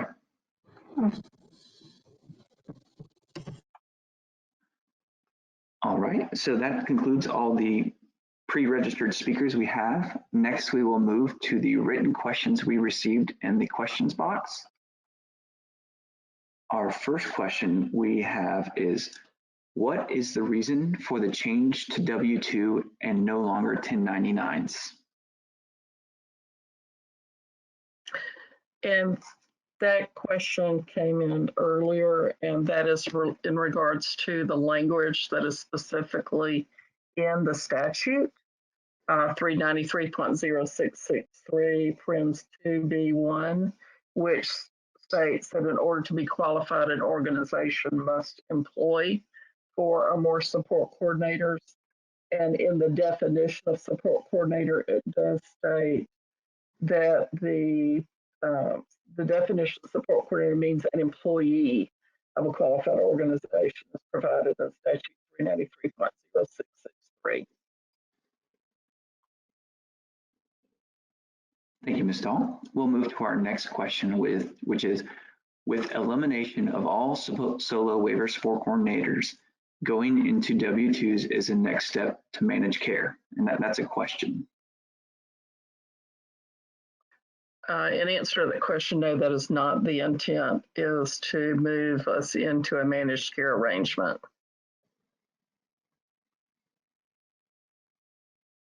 Thank you. We'll move to the next question. Employers have to pay Social Security, Medicare, and federal taxes for their employees in addition to other insurances. Will we have an increase in rate so that we can cover these expenses? APD does not establish the rates for Medicaid waiver providers. Thank you. And I did want to clarify for the record that 1099 contractors also have to pay federal taxes the same as W-2. The next question is, can a waiver support coordinator join two different qualified organizations? No, in the draft rule, they're limited to working for one qualified organization for HIPAA purposes. Thank you. Next question. After 20 years of waiver support coordination, what is regarded as professional reference? What more do you want as a resume? So this is specifically related, I believe, to the qualified organization application itself. And if I could provide some clarification for those individuals who are submitting a qualified organization application and who have been part of an agency prior to this point, or a group of solo support coordinators who have been enrolled previously with APD, there is not a need to provide an additional resume. We already have that information on you when you initially became enrolled. So as long as your qualified organization has the same leadership that you have as an agency, or if you were a solo support coordinator who became enrolled previously, we do not need that in the application itself when it's submitted. Next question. Why weren't waiver support coordinators hired under APD as an OPS or a regular employee? Then waiver support coordinators would be in a true qualified agency with the benefit that would be due to us as the QSI assessors. Is there a reason this wasn't addressed? Waiver support coordinators are a Medicaid waiver provider. None of our Medicaid waiver providers are employees of the agency. There is an agreement between the provider and the agency to render the services.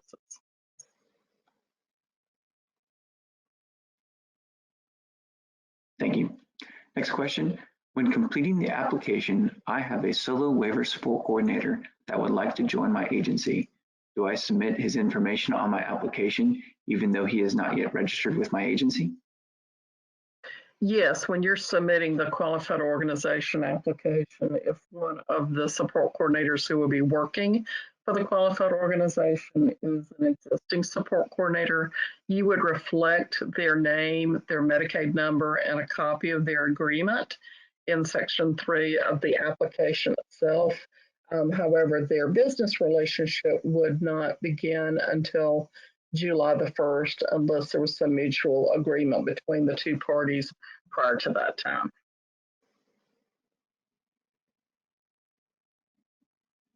Thank you. Next question. Will we now have specific hours that we work? Will we be paid overtime when we get over the 40 hours? Are waiver support coordinators no longer required to work 24 hours on call? Again, the agency for persons with disabilities does not dictate the specific work hours. That is a relationship between the qualified organization and its employees. And we talked earlier about the 24/7 arrangement that the qualified organization can determine how they're going to make sure that individuals have their after hours calls returned promptly, whether that is a rotating basis of their support coordinators that work for the qualified organization handling those calls and then passing them to the direct support coordinator the following business day, or how that works. That is a business decision of the qualified organization.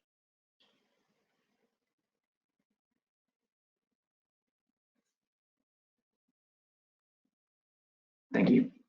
Next question. If an agency cannot control how a 1099 employee does his or her work, then how is it that APD can control how a 1099 agency does its work? The Medicaid Waiver Services Agreement that the agency has with our providers is not a 1099 agreement. It is an agreement that says the stipulations and requirements to render Medicaid waiver services that are referenced in the Medicaid Waiver Handbook.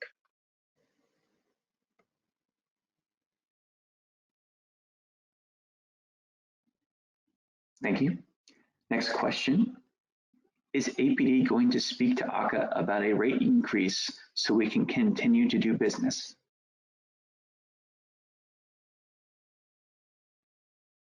Again, we did not establish the rates for the Medicaid waiver providers.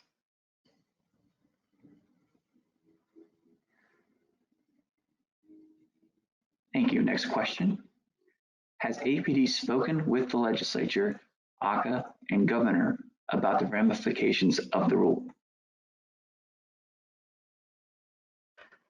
Anytime there is a new rule, there's ongoing discussion with the parties that were discussed in implementing the new rule.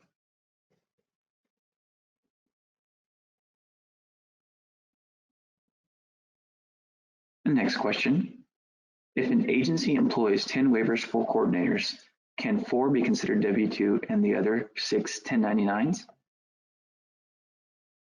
Again, the legislative intent is, and by the definition, that the support coordinators associated with a qualified organization or employees of a qualified organization.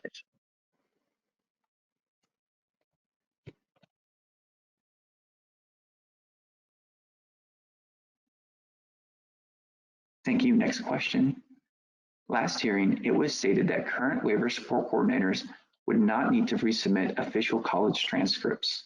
However, it is listed on the application under the current WSC application list. Are they in fact still needed?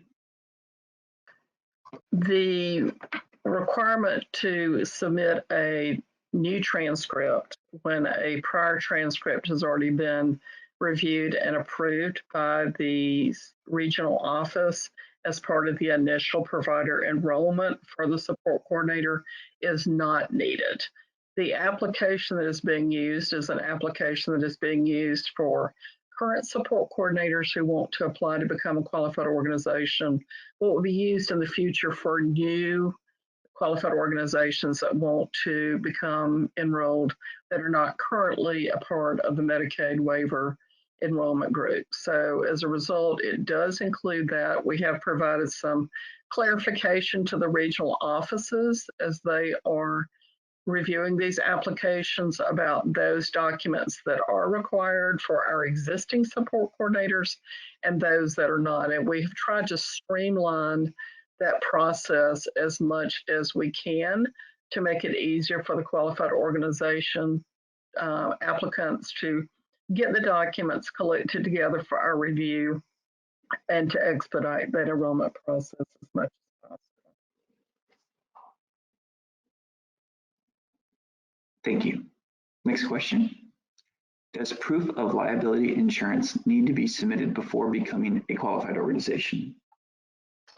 The proof of having business liability insurance has to be completed before the agency signs the Medicaid Waiver Services Agreement with the qualified organization.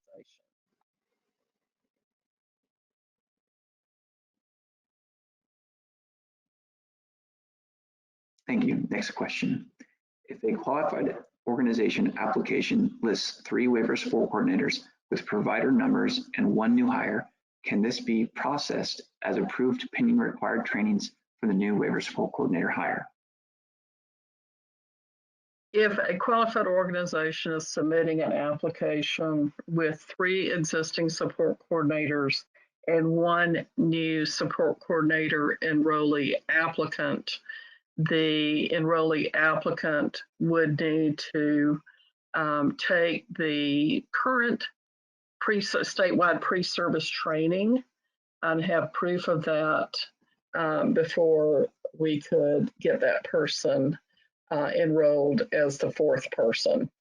To be a qualified organization, there have to be 4 support coordinators at time of signing the agreement, and the agreement would be signed at the point that that fourth person had secured their Medicaid number from the Agency for Healthcare Administration. Thank you.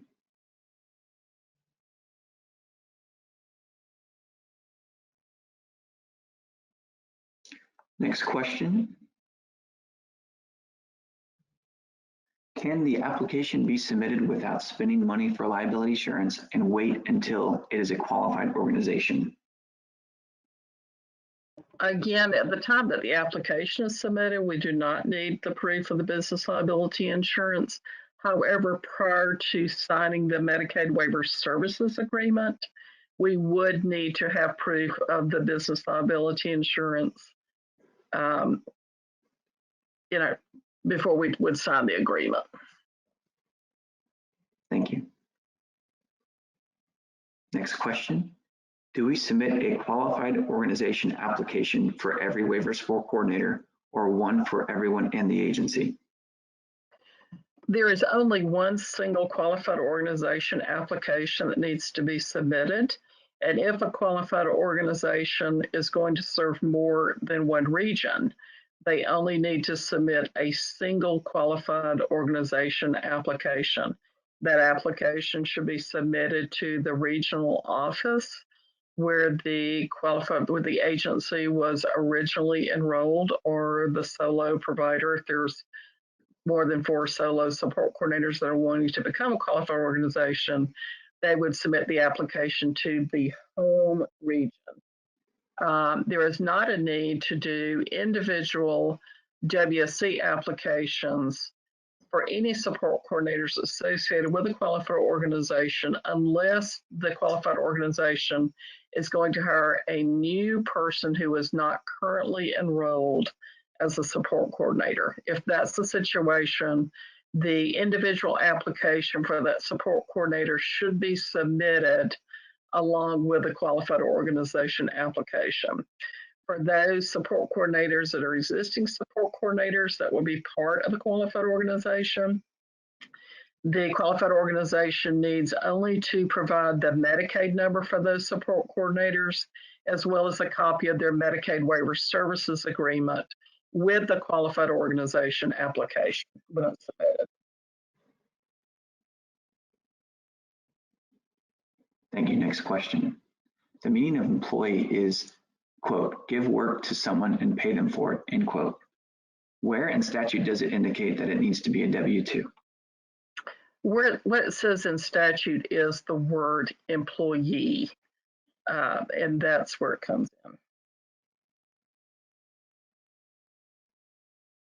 Next question.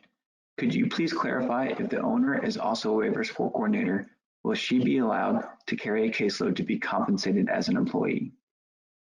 Yes, if the business owner of the qualified organization is also going to carry a caseload, then yes, they could count toward those minimum 4, and they could carry a caseload and be compensated as an employee.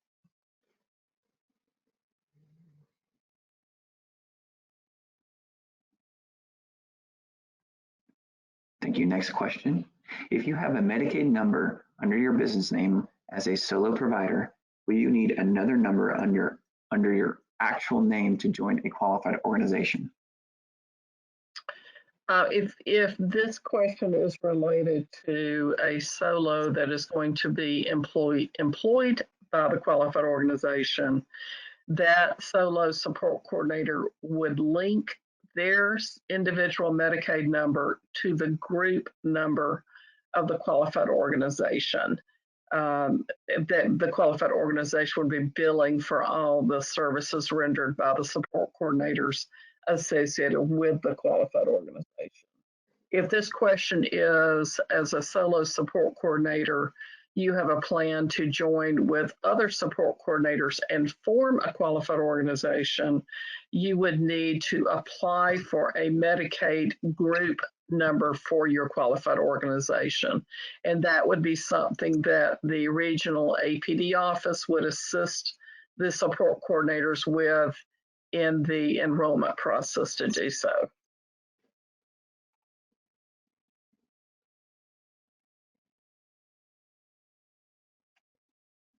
Thank you. Next question.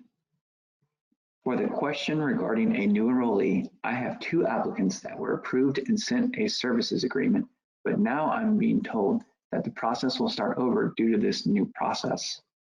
These waiver support coordinators have been awaiting approval for almost a year. Does this process start over for situations like this due to a new qualified organization process? The applicants have Medicaid numbers. If this is a current agency provider who is hired to support coordinators and they now have Medicaid waiver services agreements, this agency, as is anyone who wants to be enrolled as a qualified organization, will need to submit the qualified organization application. The support coordinators that have their Medicaid number already do not need to reapply. You would need to associate those support coordinators on your qualified organization application by providing their Medicaid number and a copy of their Medicaid waiver services agreement. They will not need to obtain a new Medicaid waiver services agreement unless that support coordinator or those support coordinators are duly employed, in which case when that dual employment plan is reviewed, if it's approved, then there will be an agreement with an attached dual employment plan to it. Thank you.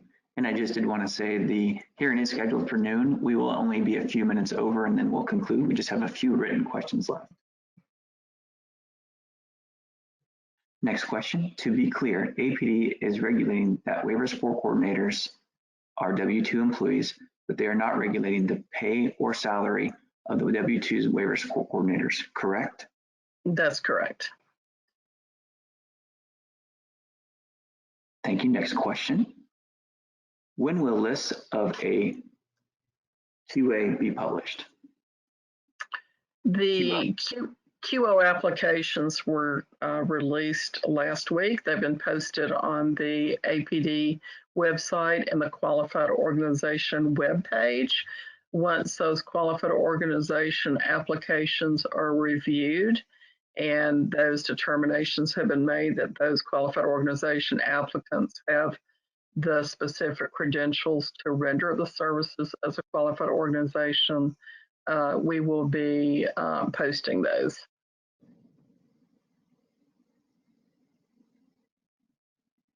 Thank you. Next question. What is the minimum number of clients that a head of agency must handle to be considered a W-2 employee? The rule does not speak to a minimum. They have to be actively enrolled with rendering a service. That could be as few as 1 client. And of course, there are handbook stipulations as to the maximum number of consumers that can be served by a single support coordinator.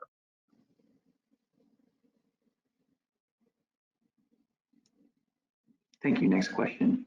Is there going to be a mileage stipend or mileage reimbursement that will be allotted to the agency or qualified organization by APD to pass on to the employee, since the employee will be using their own vehicle to do a visit?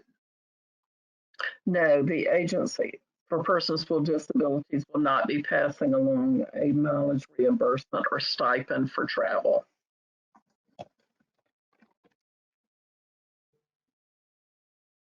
Thank you, Ms. Dahl. That is the end of the written questions we've received that we're going to go over today. And we are now out of time. I want to thank everyone for their participation in this rule hearing. Again, the agency will accept written comments pertaining to these rules until 5 p.m. Eastern today, February 15, 2021, at the email address and the notice of proposed rule and on the webinar screen. Comments received after this time will not be included in the record. The hearing is now concluded. The time is 12:04 p.m. Thank you all for your participation. Goodbye.